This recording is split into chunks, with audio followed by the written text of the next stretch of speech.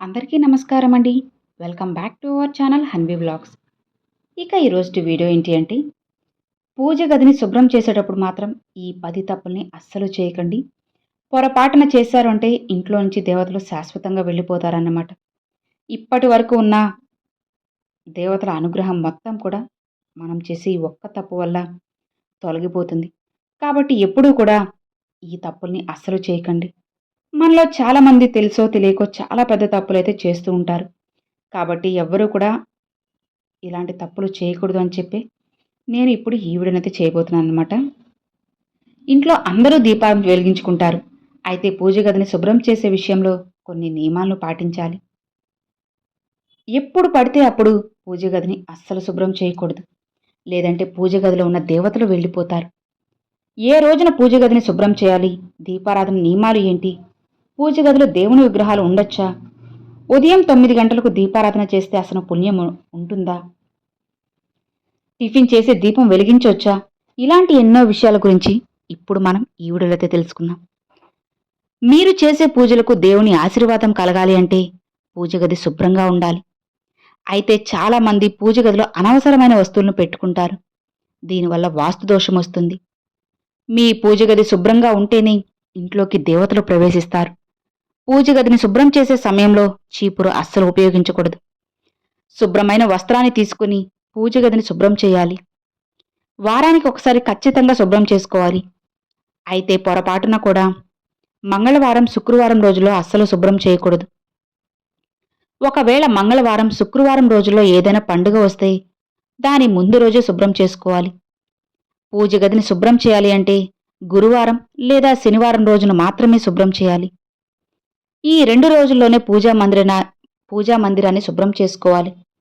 అలానే అమావాస్య, పౌర్ణమి రోజుల్లో కూడా పూజ గదిని శుభ్రం చేయకూడదు. కానీ అమావాస్య తర్వాత రోజున మాత్రం ఖచ్చితంగా శుభ్రం చేసుకోవాలి. అలానే ఏకాదశి, ద్వాదశి రోజుల్లో పూజా మందిరాన్ని శుభ్రం చేయకూడదు. దేవతలు సంచరించే పూజ గదిలో దేవుడి చిత్రపటాలు ఎక్కువగా ఉండకూడదు. అలానే పెద్ద సైజులో ఉన్న దేవుని విగ్రహాలు కూడా పూజ గదిలో ఉండకూడదు. మీ పూజ గదిలో శివలింగం ఉంటే ప్రతిరోజు ఆ శివలింగానికి అభిషేకం చేసి నైవేద్యం సమర్పించాలి. పూజలో దేవునికి సమర్పించిన పుష్పాలను ఎక్కడ పడితే అక్కడ పడేయకూడదు. పూజలో ఉపయోగించిన పుష్పాలు ఎండిపోకముందే తీసేసి ఏదైనా చెట్టు దగ్గర కానీ ప్రవహించే నదిలో కానీ వేయాలి. అంతేకాని దేవునికి సమర్పించిన పుష్పాలను డస్ట్బిన్లో వేయకండి. ఇది చాలా పెద్ద పొరపాటు. అలానే పూజ గదిలో దీపారాధన చేసినప్పుడు ఆ దీపం నుండి వచ్చే పొగతో పూజా మందిరం నలుపు రంగులోకి మారుతుంది.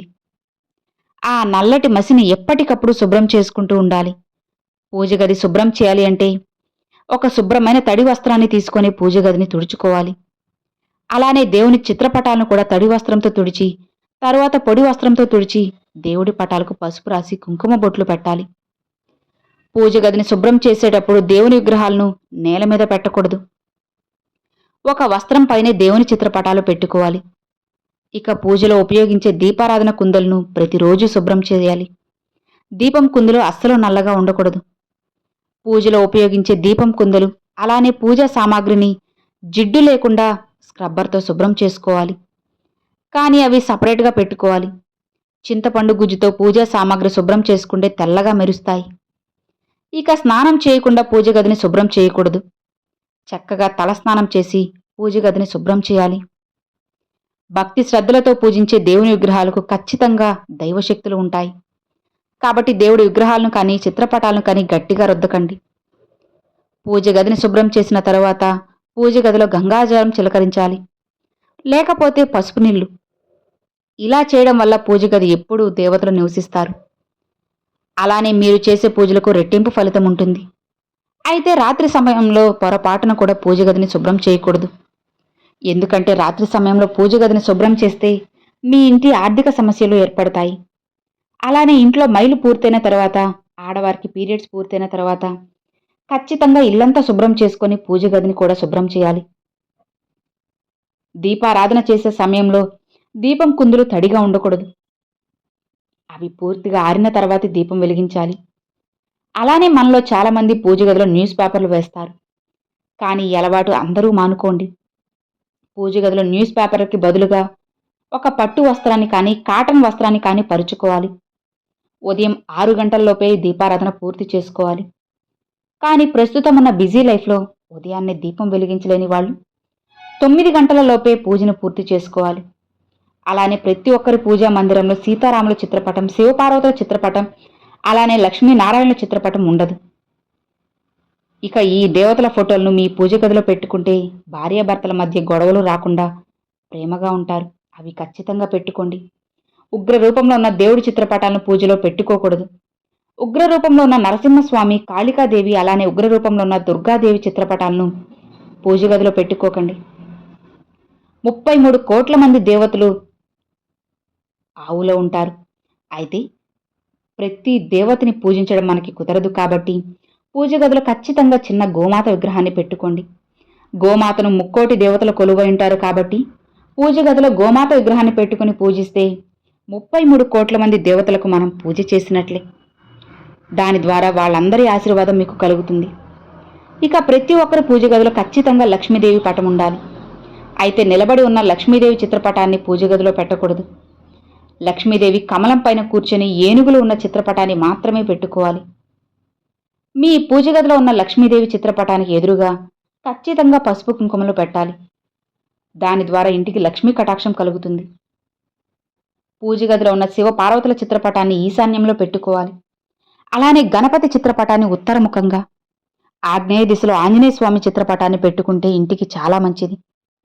ఇక వాయువ్య దిశలో సాయిబాబా పటాన్ని పెట్టుకుంటే కుటుంబంలో మనశ్శాంతి ఉంటుంది. దక్షిణ దిశలో పూజ గదిని అస్సలు నిర్మించకూడదు. అలానే దక్షిణ ముఖంగా దీపం వెలిగించకూడదు. దీనివల్ల ప్రతికూల శక్తులు ఏర్పడతాయి. ఇక ఇంట్లో పూజ చేసేటప్పుడు మీ ముఖం ఎప్పుడూ తూర్పు వైపుకు ఉండాలి. తూర్పు ముఖంగా దీపారాధన చేస్తే మీ ఇంట్లో సుఖశాంతులు, సౌభాగ్యాలు ఉంటాయి. అలానే పశ్చిమ ముఖంగా దీపం వెలిగిస్తే ఇంటికి సంపద పెరుగుతుంది. మనలో చాలామంది ఇంటి గుమ్మం ముందు దేవుని చిత్రపటాలు పెట్టుకుంటారు. అయితే ఇంటి ముందు గణపతి చిత్రపటాన్ని పెట్టుకుంటే నరదిష్టి దోషాలు తొలగుతాయి. కానీ లక్ష్మీదేవి పటాన్ని మాత్రం ఇంటి ముందు అస్సలు పెట్టకండి. దీనివల్ల ఇంట్లో ఉన్న లక్ష్మీదేవి బయటకు వెళ్ళిపోతుంది. పూజ గదిలో లక్ష్మీదేవి విగ్రహం ఉంటే చాలా మంచిది. కాబట్టి చిన్న సైజులో ఉన్న లక్ష్మీదేవి విగ్రహాన్ని తెచ్చుకొని ప్రతి శుక్రవారం పాలతో లక్ష్మీదేవిని అభిషేకించి పూజ చేసుకోండి. ఇక మీ ఇల్లంతా కనక వర్షంతో నిండిపోతుంది. పూజ గదిలో ఉండే దేవుని విగ్రహాలను గోడకు ఆనించి పెట్టకూడదు. దేవతలు సంచరించే పూజ గదిలో తగినంత వెలుతురు రావాలి. కాబట్టి పూజ గదిని ఎప్పుడూ చీకటిగా ఉంచకండి. పూజ గది చీకటిగా ఉంటే మీ ఇంట్లో ఖచ్చితంగా సమస్యలు అనేటివి వచ్చేస్తాయి. సో విన్నారు కదండి, మనం పూజ చేసేటప్పుడు ఎలాంటి పొరపాట్లు చేయకూడదో అన్ని విషయాలు మనం తెలుసుకున్నాం కదా. ఈ వీడియో మీ అందరికి నచ్చినట్లయితే ఒక చిన్న లైక్ చేయండి. మీ ఫ్రెండ్స్ అండ్ ఫ్యామిలీస్కి షేర్ చేయండి. ఫస్ట్గా మన ఛానల్ చూసేవాళ్ళు సబ్స్క్రైబ్ చేసి సపోర్ట్ చేయండి ఫ్రెండ్స్. Thanks for watching. జై వారాహి.